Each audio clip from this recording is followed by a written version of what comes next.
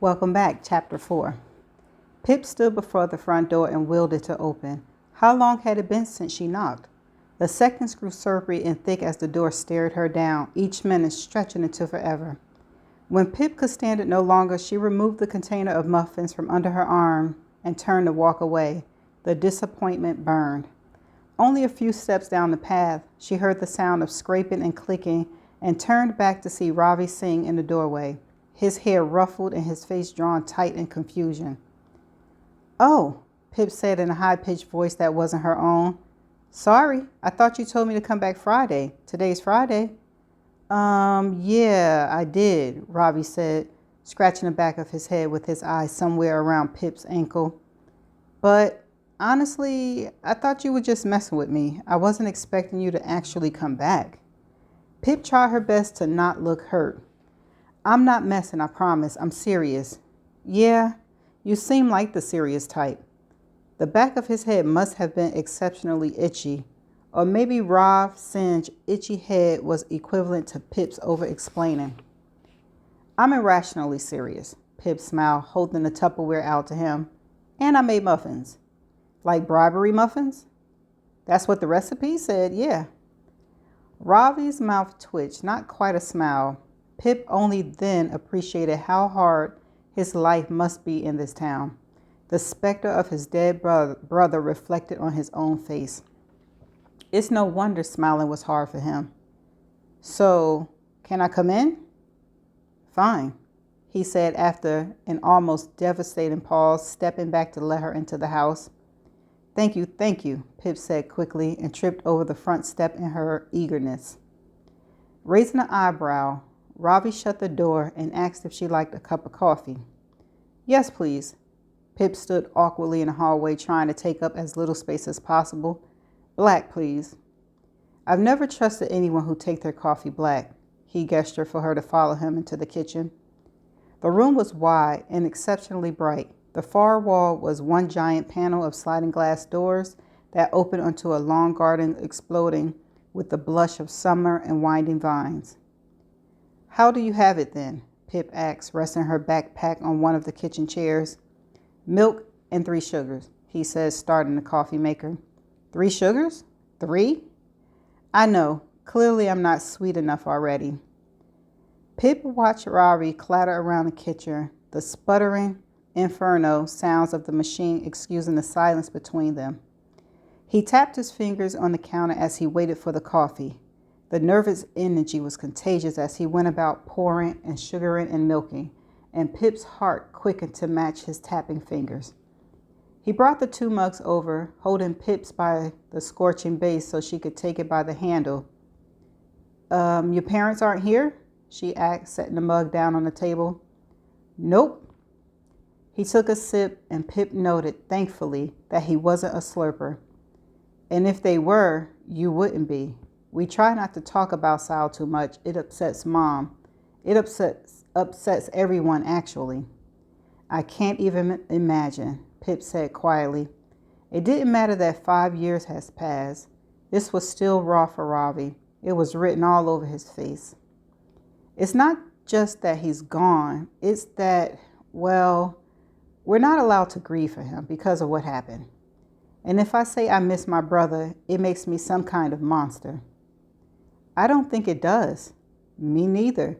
But I'm guessing you and I are the minority there."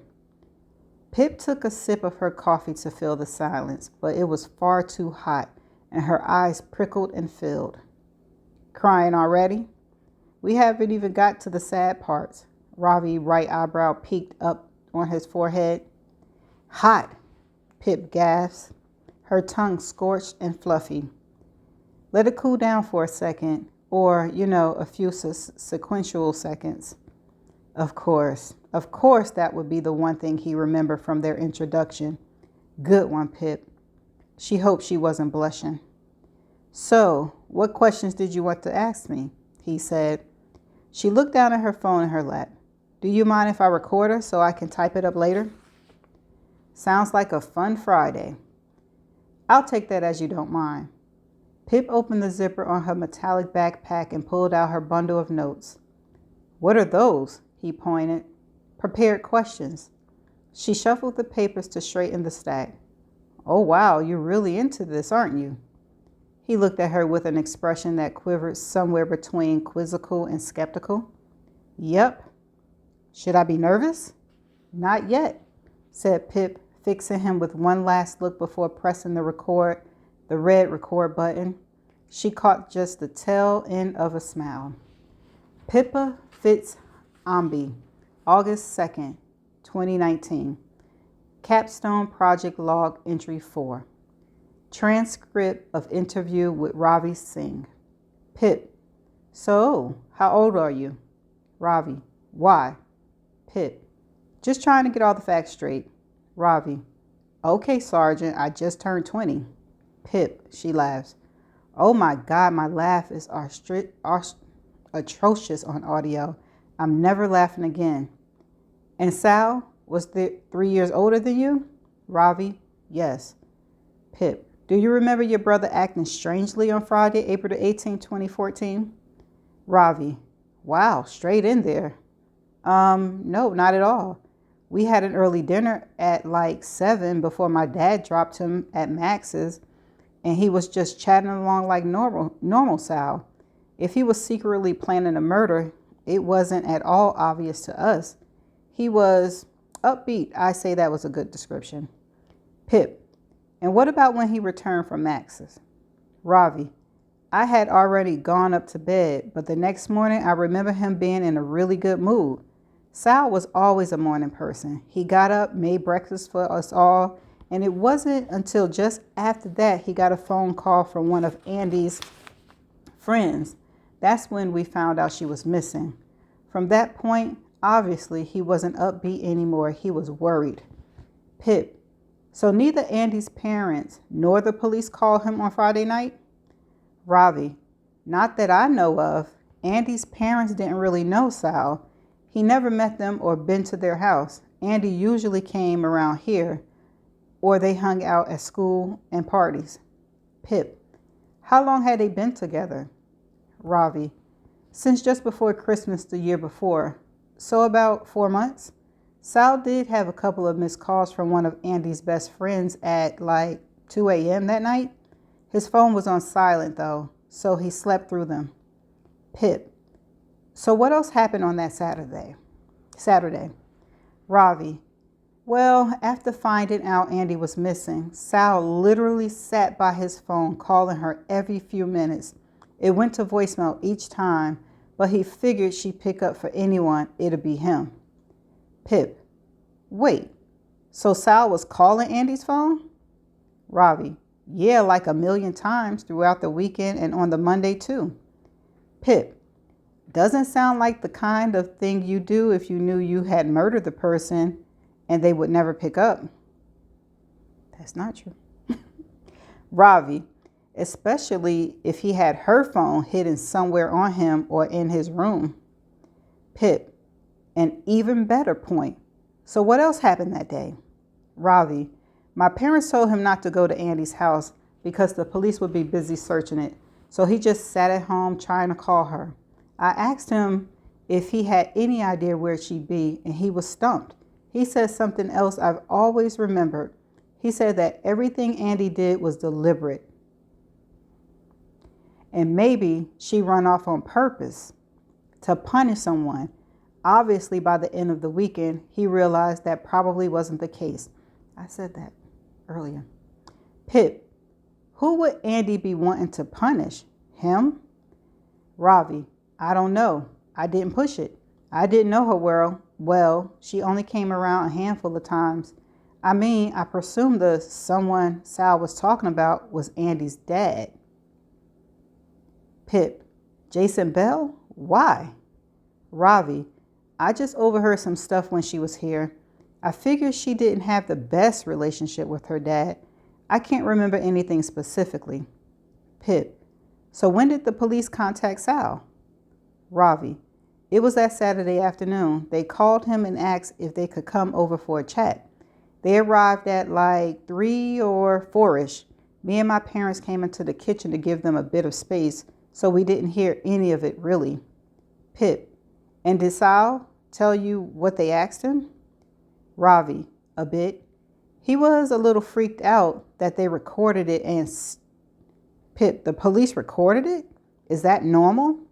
Ravi, I don't know. You're the sergeant.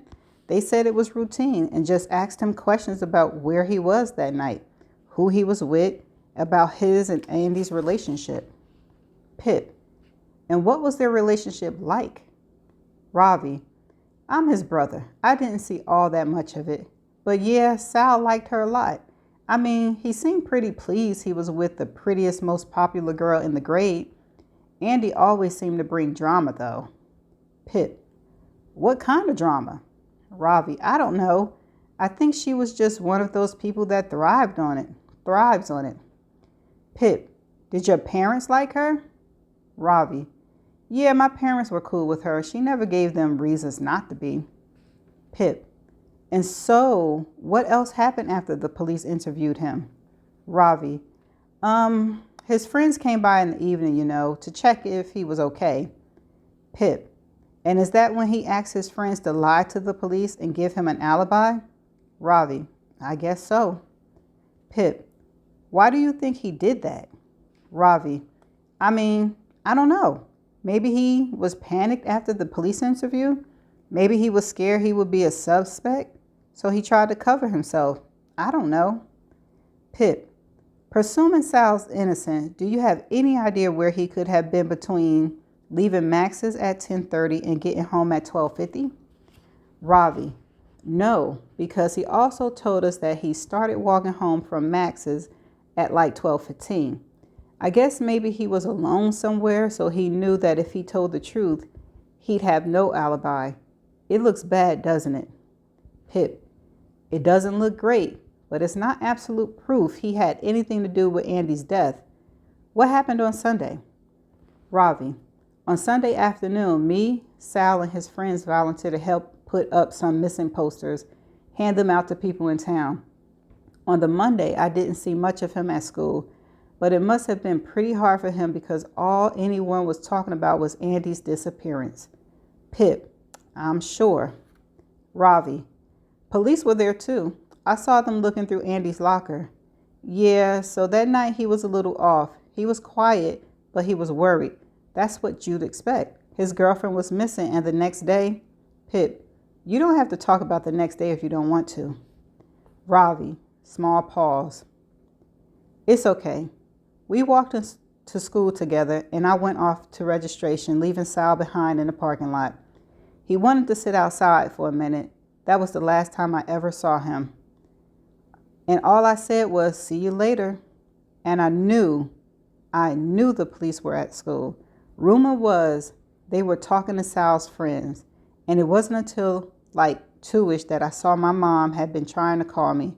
So I went home and my parents told me that the police really needed to speak to Sal and had I seen him. I think officers had been searching his bedroom. I tried calling Sal too, but it just rang out. My dad showed me this text he got the last time they heard from Sal. Pip, do you remember what it said? Ravi, yeah, it said, it was me. I did it. I'm so sorry. And it was later that evening when the police came back. My parents went to answer the door, and I stayed in here listening. When they said they found a body in the woods, I was so sure for a second, that it was Andy they were talking about. Pip.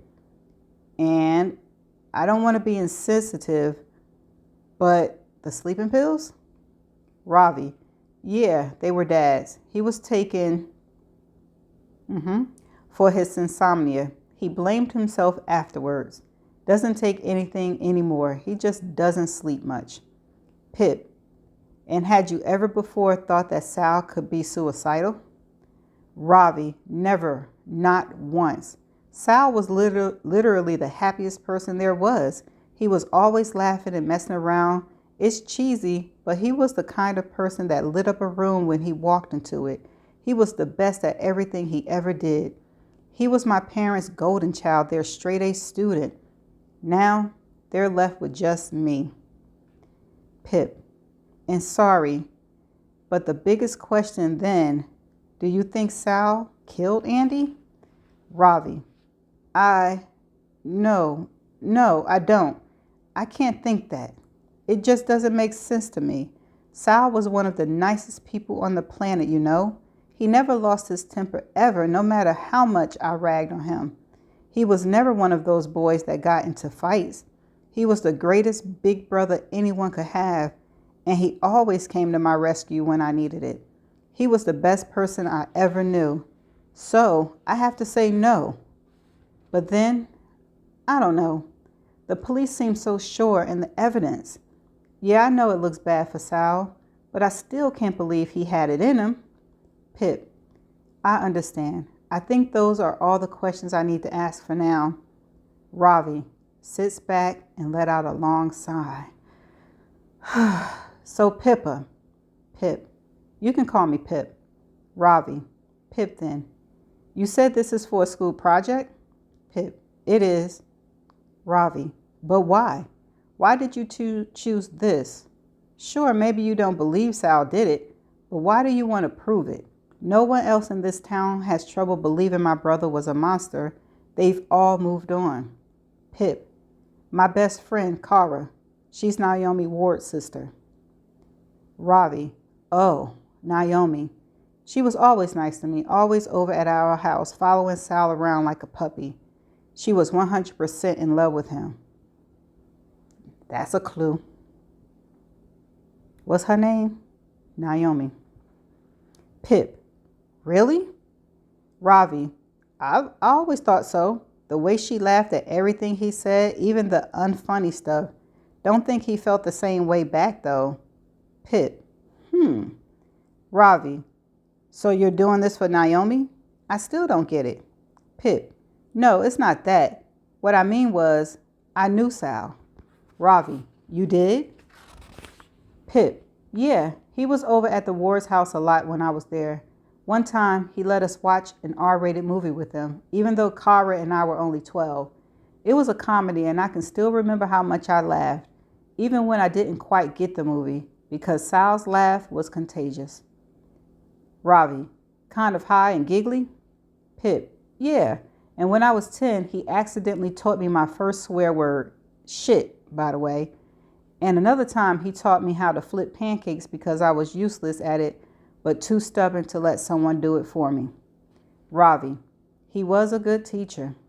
Pip, and when I was in my first year at middle school, these two boys were picking on me. I cried about it at the Ward's house, and Sal gave me his Kit Kat to cheer me up and told me exactly what to say to the bullies. Something like, did they really want to get expelled for bullying and start from scratch at a completely new school where they didn't know anyone? It worked. They never picked on me again. Since then, well, never mind. Ravi, hey, come on, share. I let you have your interview, even though your bribery muffins taste like cheese. Pip, since then, he's always been a hero to me. I just can't believe he did it. Okay, so Naomi liked Sal, but Sal liked Andy. Could it be that Naomi set Sal up? It's a thin line between love and hate. I'm just saying. But that's a good point right there. Pippa Fitz Amabi, August 6, 2019. Capstone Project Log, entry number 5. I've just spent 2 hours researching this. I think I can send a request to the Connecticut State Police for a copy of Sal police interview under the Freedom of Information Act.